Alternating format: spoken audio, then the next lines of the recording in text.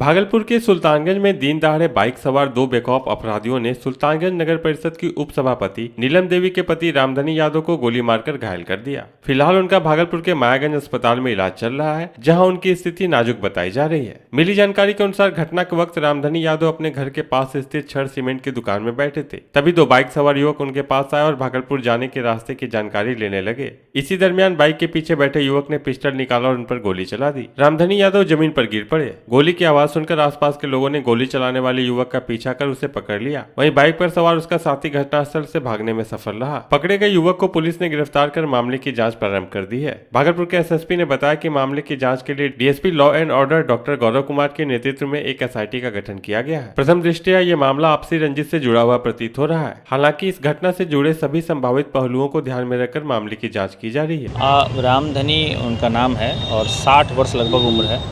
सुल्तानगंज में बाईपास के पास इनका घर है और घर के सामने ही दो युवक आए। लगभग 1-1.5 घंटे पहले की घटना है और उसमें भागलपुर जाने का रास्ता पूछा और इनको देख के एक गोली मारी। अभी इनका इलाज चल रहा है और जो मारने वाले युवक है वो भी पकड़े गए हैं। ठीक है, और उससे भी पूछताछ पुलिस की टीम के द्वारा की जा रही है कि इस गोली मारने मरवाने के पीछे और भी किन किन लोगों का हाथ है। वहीं सुल्तानगंज नगर परिषद की उप सभापति नीलम देवी ने कहा कि इलेक्शन के समय से ही कुछ लोगों द्वारा उनके परिवार को धमकाया जा रहा था। उन्होंने कहा कि गोली मारने वाले युवक को उन्होंने पहले कभी नहीं देखा। नीलम देवी ने पुलिस से इस मामले में त्वरित कार्रवाई की मांग की है।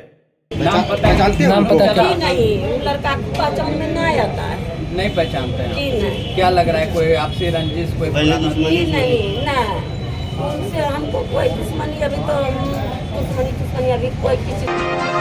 मधुसूदनपुर थाना अंतर्गत कौवाकोली में 19 फरवरी को संदिग्ध अवस्था में 25 वर्षीय युवक अमर कुमार की लाश बरामद हुई थी। कांड का उद्भेदन करते हुए वरीय एसएसपी आनंद कुमार ने प्रेस वार्ता कर बताया कि कांड के उद्भेदन के लिए एक एसआईटी का गठन किया गया था, जिसका नेतृत्व डीएसपी अजय कुमार कर रहे थे। उन्होंने बताया कि मृतक ने 18 फरवरी की रात्रि अपने परिवार वालों के सामने खुद को गोली मार ली थी। शव को छिपाने के उद्देश्य से मृतक की मां मीरा देवी, पिता शंभू प्रसाद यादव, मौसेरा भाई सचिन कुमार, बड़ा भाई सौरभ सुमन द्वारा मृतक के शव को रात्रि 1 बजे घर से दूर फेंक दिया गया था। घटना में शामिल अन्य 2 लोगों की गिरफ्तारी का प्रयास किया जा रहा है। पुलिस ने जाँच के दौरान मृतक के मौसेरे भाई सचिन कुमार की निशानदेही पर घटना में प्रयुक्त 7mm बोर वाली पिस्टल घर के पीछे नाला से बरामद किया है।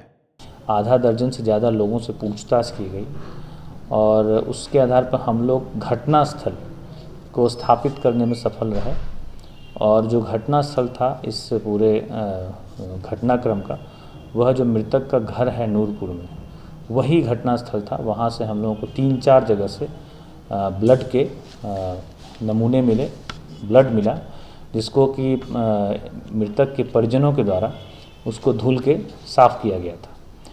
पूरे सभी लोगों से पूछताछ के बाद और जितने भी हम लोगों ने वैज्ञानिक साक्ष्य संकलित किए, उसके आधार पर यह मामला हत्या का नहीं था। मृतक के द्वारा खुद इस अपना आत्महत्या किया गया और उसके उपरांत परिवार के लोगों ने इस पूरे घटना को हत्या का स्वरूप देने के लिए डेड बॉडी को रात्रि 1 बजे 18-19 की रात्रि में 1 बजे के आसपास अपने ही एक रिश्तेदार को बुलाया और उनके सहायता से बॉडी को अंबेडकर चौक के पास जो नाला था वहां जाकर लिटाया गया और इसकी पुष्टि इन लोगों के बयान के आधार पर जो आत्महत्या में जो वेपन यूज़ हुआ था, हथियार, उसकी भी बरामदगी हुई है।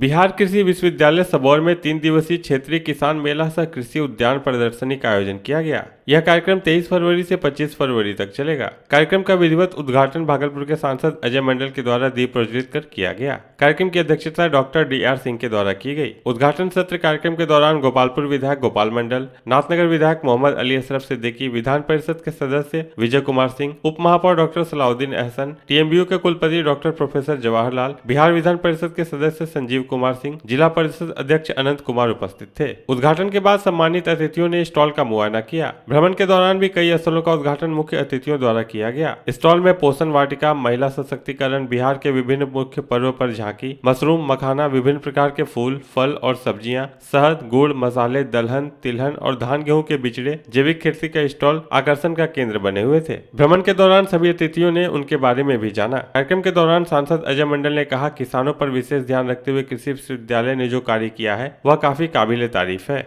किसानों को कहेंगे कि हमारे कृषि विश्वविद्यालय के द्वारा जो भी प्रशिक्षण दिया जा रहा है, यहाँ का जो प्रोडक्ट है, जैसे कभी हमने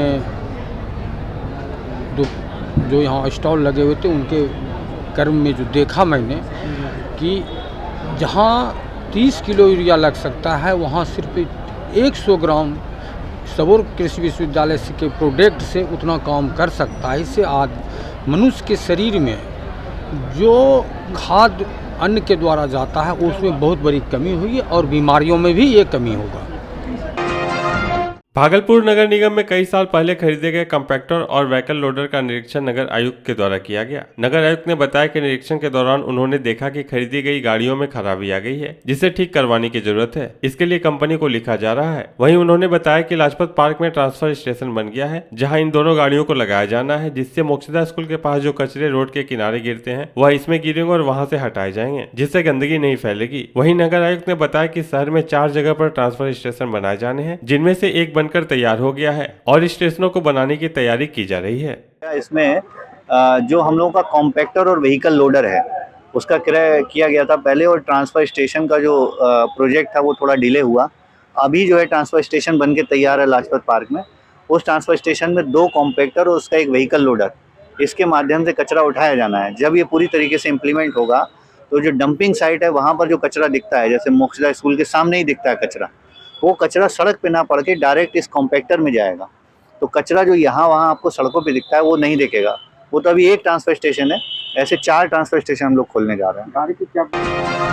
भागलपुर नगर निगम ने कचरा उठाव के लिए आज से वार्ड में कचरा उठाने के लिए ई रिक्शा की शुरुआत की है, जिसे हरी झंडी दिखाकर मेयर डॉक्टर वसुंधरा लाल और नगर आयुक्त के साथ साथ विभिन्न वार्ड के वार्ड पार्षदों ने नगर निगम से रवाना किया। नगर आयुक्त ने बताया कि ई रिक्शा से कचरा उठाने से जहां एनवायरमेंट पर इसका खराब असर नहीं होगा, वहीं छोटी गलियों में भी ई रिक्शा जाकर वहां से कचरा उठाव करेगी। इसमें अभी 2 डस्टबिन लगाए गए हैं, जो एक गीले कचरे और एक सूखे कचरे के लिए है। आगे इसमें एक मेडिकल वेस्टेज के लिए भी और डोमेस्टिक हार्ड डस्ट के लिए भी बॉक्स लगाया जाएगा। अभी 51 वार्डों में 2-2 ई रिक्शा दी जा रही है। वहीं लोगों के घर पर पहुंचने पर इसमें अलार्म बजेगी, जिससे लोग समझ पाए कि कचरा लेने वाला आ गया और आराम से अपना कचरा इसमें देंगे। इससे नगर निगम को और सरकार को डीजल के खर्च में भी बचत होगी।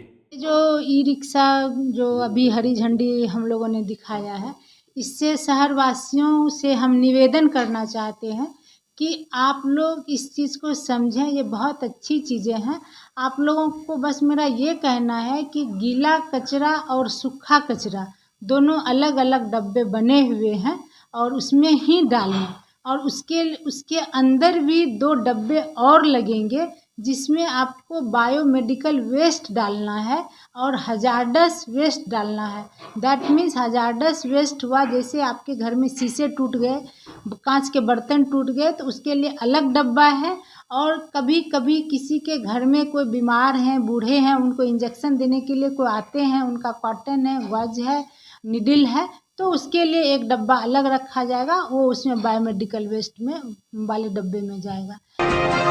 भागलपुर में हवाई सेवा की मांग को लेकर आज घंटाघर चौक पर हवाई सेवा संघर्ष समिति और चेंबर ऑफ कॉमर्स के संयुक्त तत्वावधान में संघर्ष शुरू हो गया। इस संबंध में हवाई सेवा संघर्ष समिति कमल जायसवाल और चेंबर ऑफ कॉमर्स के श्रवण बाजोरिया ने कहा कि भागलपुर की जनता को यहाँ के दिग्गज नेताओं ने जिस प्रकार से हवाई सेवा प्रारंभ करने का आश्वासन दिया था, तो हम लोगों को लगा कि भागलपुर में जल्द से जल्द हवाई सेवा प्रारंभ हो जाएगी, किंतु उन्होंने हम लोगों और भागलपुर की जनता को ठगने का काम किया है। अब हम लोग हवाई सेवा प्रारंभ करने के लिए जन जन तक जाएंगे और सरकार से मांग करेंगे, अपनी आवाज को बुलंद भी करेंगे, और जब तक भागलपुर से हवाई सेवा प्रारंभ नहीं होती तब तक हम लोग चैन से नहीं सोएंगे। आज के कार्यक्रम में शहर के प्रबुद्धजन, सामाजिक संगठन के कार्यकर्ताओं के साथ साथ समाजसेवी सुमन सिंह, कांति शांति समिति के अध्यक्ष राम प्रकाश गुप्ता, सुगंधा रक्षित के अलावा हवाई सेवा संघर्ष समिति के कार्यकर्ता और eastern Bihar chamber of commerce के सदस्य उपस्थित थे।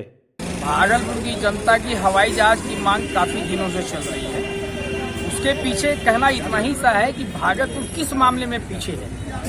अगर हम जर्दालू आम की बात करें, हम चावल की बात करें, हॉस्पिटलाइज की बात करें, तो हर चीज़ में हमको लग रहा है कि सरकार यहाँ का तजुर्बा नहीं दे रही है। आज हवाई अड्डे पे पैसा खर्च किया जा रहा है हमें स्मार्ट सिटी की तरफ से, कोई यूज नहीं है उसका, और दूसरी जगह चिन्हित करके हवाई जहाज जरूर देना चाहिए। आज हमने चैम्बर की तरफ से यहाँ पे राजधानी की मांग की, उसमें समझा दिया गया।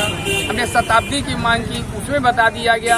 हम तो ये अपने प्रतिनिधि से आपके माध्यम से रिक्वेस्ट करना चाहेंगे कि भागलपुर की जनता को आपसे काफ़ी उम्मीद है कम से कम भागलपुर जनता को आप हवाई जहाज जरूर दें। भागलपुर के मुजाहिदपुर थाना क्षेत्र के मौलाना चक में अज्ञात अपराधियों ने एक युवक को गोली मारकर घायल कर दिया। घटना की जानकारी मिलने के बाद परिजनों ने आनन फानन में घायल को जवाहरलाल नेहरू मेडिकल कॉलेज अस्पताल में भर्ती कराया, जहां घायल का इलाज चल रहा है। स्थानीय सूत्रों के मुताबिक चुनावी रंजिश को लेकर गोलीबारी करने की बात कही जा रही है। हालांकि घटना की जानकारी मिलने के बाद मौके पर 3 थाने की पुलिस पहुंच मामले की छानबीन में जुट गई। इधर घटना की सूचना परिजनों को मिलने के बाद मायागंज अस्पताल में सैकड़ों की संख्या में परिजन अस्पताल पहुंचे। घायल युवक की पहचान इमरान उर्फ कल्लू के रूप में की गई है। घायल इमरान की पत्नी का कहना है, हमारे पति को साजिश के तहत गोली मारी गई है। पहले भी हमारे पति पर कुछ लोगों ने हमला किया था। फिलहाल मामले को लेकर पुलिस कई बिंदुओं पर जांच कर रही है। 2 दिन पहले हुसैनपुर में झगड़ा हुआ था।